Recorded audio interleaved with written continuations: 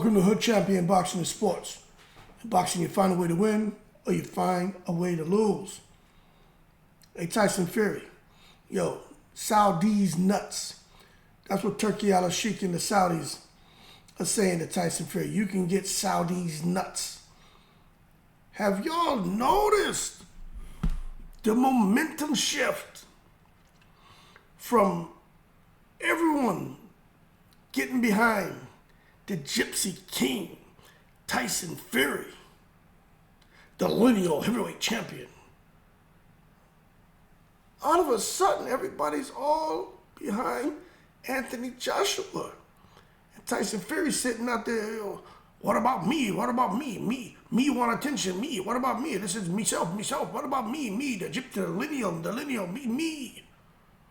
Do, re, mi, fa, sol, la, ti. Shut up, Tyson Fury.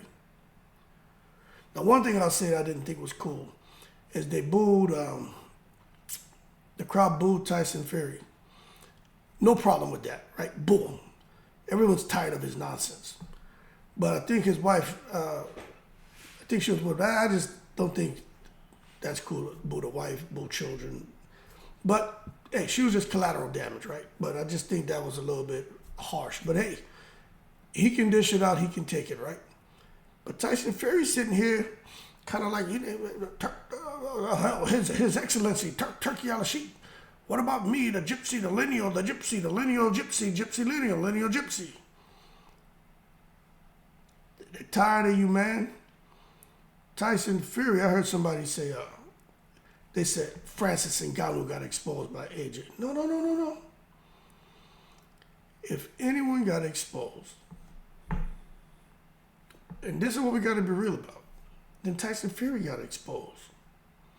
This is interesting because the whole world is behind AJ right now. Now, I want to make this abundantly clear. The whole world is behind AJ before he fought Andy Ruiz. He just got hit with the Mexican-American bing, and he checked out. And he wasn't the same. Then he happened to go out there, fight his mandatory Usyk. Could have avoided it, gave up the belts. Joshua is a man of his word. He's asked a lot of integrity. Went in there, and Usyk put the Ukrainian bing on him in 2 fights. That didn't help Anthony Joshua. Show you how things come full circle. He went, he rebuilt. But look at what ended up happening in that ring with Francis Ngannou. Now this is where it gets interesting, right? Francis Ngannou is a novice. I remember when I first started boxing, right? And I learned how if someone jabs, you catch it. You know what I'm saying? Or you parry. And I remember doing the same thing Ngannou was doing. You know, you get so excited that you learn this trick that instead of me, because I fought southpaw, instead of me having my hands up and just turning the glove over, catching the shots. You know, I used to, swat it down. Like if someone threw my jab hand, knock it down, boom, or catch it, boom, and counter. But I remember getting carried away and just trying to knock it down. And then I got binged. And my coach was like, hey, you're overcommitting on that shit. And then I was like, all right. But it took a while to get comfortable just sitting there and just turning your glove over, meeting it. You know what I'm saying? So watching Francis, I was like, he straight up is a novice. I don't care about this shit about he boxed before. He's a novice. But when he went southpaw, because he was getting hit, and then he went southpaw, that's another rookie mistake. I'm going to tie all this together here in a second, right? He went southpaw because that's some shit he learned in sparring. He thought it was cool and cute. And most cats who first learn how to fight, they do that stupid shit. I'm right-handed, but I fought southpaw. I never tried to switch back right-handed. I just never felt comfortable in that stance. But when he did it, Joshua, it's like the light bulb went off because he spent so much time fighting Usyk and then Wallen. He is southpaw ready. So it's like activate southpaw detection sensors. And as soon as Francis Ngannou, he transitioned to southpaw, Anthony Joshua was locked in. And if you watch him, he just started with the jab, just kind of testing, getting his distance, getting his range, and he just threw the right hand straight down the pipe. And remember, Anthony Joshua's reach is like 84 inches or some shit like that. So his that shot was able to get there. So although he had some bad experiences with Usyk, those experiences that he had with Usyk and just fighting southpaws, preparing for that southpaw, everything on his mind is southpaw, southpaw, southpaw. It came full circle there with Ngannou. Now, as far as Ngannou getting exposed, then some people say that Tyson Fury got exposed because what it showed was Tyson Fury's not that great because he struggled with Ngannou.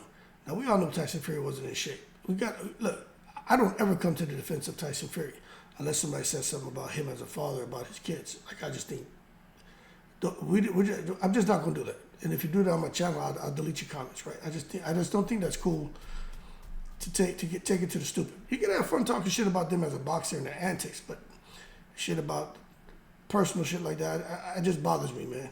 But anyway, and I'm not saying I'm no better than anyone else, man, but some things I'm not going to do. But if you say Tyson Fury got exposed, okay. Well, what does that say about if Tyson Fury isn't really a great fighter? What does that say about Deontay Wilder? What does that say about Luis Ortiz, right? What does that say about Klitschko that Fury beat? Okay, now, I understand why some people are saying Fury got exposed, but not so much because of AJ fighting Wallen and beating Wallen the way he did, that Tyson Fury couldn't. Not so much because AJ fought Ngannou and beat him the way he did and Fury couldn't. I kind of understand what they're saying because when you look at Joseph Parker, right? Joseph Parker, he beat Deontay Wilder better than what Tyson Fury beat him. So if Tyson Fury got exposed as not being that great, and people are saying Wilder wasn't that great, then how can we come down and say great things about Joseph Parker beating the guy that Fury already beat the hell out of? And Parker really wasn't able to do nothing to Deontay Wilder, but then again, Wilder wasn't trying to engage either. And then for Parker to come now and fight Zhilei Zhang and then get beamed the way he got beamed. So this thing about if Fury got exposed, that means then Parker's kind of getting exposed. That means that Wilder's kind of getting exposed. That means everyone's kind of getting goddamn exposed. You know what I'm saying? So I don't know if I quite agree with that. But what I will say is what did kind of get exposed, in my opinion, is that when it comes to Saudi, when it comes to boxing, when it comes to these promoters, it's really all about the money and who they can get behind to generate the most money. Now, there's no doubt in my mind that Anthony Joshua, Tyson Fury, too bad Deontay Wilder, it is what it is, right? That's the biggest fight to make in the sport of boxing. But what if what people are saying is true about Tyson Fury got exposed, he's not that great of a fighter, Wilder really was just a guy who just had a lucky punch, he's just a basic rookie guy, novice, no fundamentals, and Tyson Fury got exposed. Tyson Fury's now getting exposed because Parker beat Wilder, who should have never beat Wilder because Tyson Fury felt Wilder was the number 2 guy. Okay? But what happens now if Fury gets in there with Usyk, and Usyk beat AJ twice, pretty convincingly, and Usyk beats Tyson Fury? Where's the big money fight now? Because who the hell wants to see Usyk versus AJ again? But what I will tell you, in this fight, I bet you AJ knocks him out. And it'll be a body shot. Because the money machine is behind AJ. Usyk's not going to be able to pull that shit he pulled out there in Poland. Is it Poland? He pulled that crap he pulled against the bar. AJ hit him with something, he bing him in the midsection. He catch him wherever. If AJ catches him here from the esophagus down here to the stomach, that's all balls for Usyk. All here, that's all nuts right there. That's all nuts. Usyk's nuts is all in between here. AJ might as well not even blow a kiss at that man. You know what I'm saying? Because Usyk gonna claim a low blow and shit. But anyway, I think if AJ had to fight Usyk in a rematch, I think AJ would beat him. I think Usyk has been exposed for having, a super sensitive, weak midsection. And I just don't think he'll be the A side, although he may be the undisputed champion if he and AJ were to fight, if he gets through Tyson twice. I just don't think he will be the A side because no matter what you think about AJ, he's more marketable, man. The guy is clean cut. You can tell he tried to watch what he says, and he's doing a good job representing as an ambassador of the sport of boxing. But what I'm saying is here, I think when it comes to all the guys out there in the desert and Riyadh, that like Tyson Fury can get these Saudis nuts because they for them to boo him and they want knockouts and they want entertaining fights. Tyson Fury hasn't delivered. Deontay Wilder didn't deliver. Mudoff didn't deliver. Gerald Big Baby Miller didn't deliver. Daniel Dubois didn't deliver. Shane didn't deliver. Parker didn't deliver. The only heavyweight really out there delivering has been AJ. And the heavyweight who can tranquilize people and knock them out cold, that's the guy where the money's going to be behind. And Eddie Hearn is out here happy as... Eddie Hearn doesn't know what to do. I saw him there, man. Giddy. Matter of fact, we start calling him Puff Giddy. The man's tongue was hanging out his mouth, wrapped around his head, dragging across his scalp. Eddie Hearn didn't know what to do with himself. I saw him patting himself on the back. I said, goddamn, Eddie Hearn. He's so excited about the guys in Riyadh basically telling Tyson Fury, you can get Saudis nuts because they don't have time for his crap anymore. But y'all sit back, pay attention, and I'm telling you, Anthony Joshua is the guy. He's going to be the one that's going to start pushing more. You're going to start seeing him more on Turki Alalshikh's page. You watch how it transitions. And Tyson Fury, his expression said it all when he saw the way Anthony Joshua knocked out Francis Ngannou. Like, that's what Turki Alalshikh needs. He needs people who can come over there and knock people out. Not be in controversial fights to where people feel like they lost, but they got to win, an official win. He needs people to come out there and take the decision out the judge's hands and tranquilize people. Because that helps him. It helps his business. I'm sure it helps him when he's sitting there having conversations with the leadership over there in Saudi Arabia to say, hey, look, this is what I was trying to tell you. Look at the excitement. You know what I'm saying? Look at the buzz this created. Look at how the whole international community is talking about Saudi right now. Look how we're bringing boxing back. And I'm sure they're tracking to see the attendance. They're looking at, how the economy is benefiting when they have these events. I'm sure they have people who are tracking all that. It's metrics. It's just metrics driven, man. And they can go back now in their briefings and say, hey, sir, these are over the last 5 years. These are the events we've had, and they sit there showing the metrics. This year, maybe showing whatever, the gate, the this, the that, fight purse, this, that. Then they're just showing that what you want to see is a kind of pattern where it's kind of going up. You know what I'm saying? And if it dips, you want to kind of circle those and try to understand, okay, why did we regress here? And if it spikes, you want to understand, well, what is it that's behind this spiking? That way you can sit there and, you can kind of plan, because spikes aren't always good.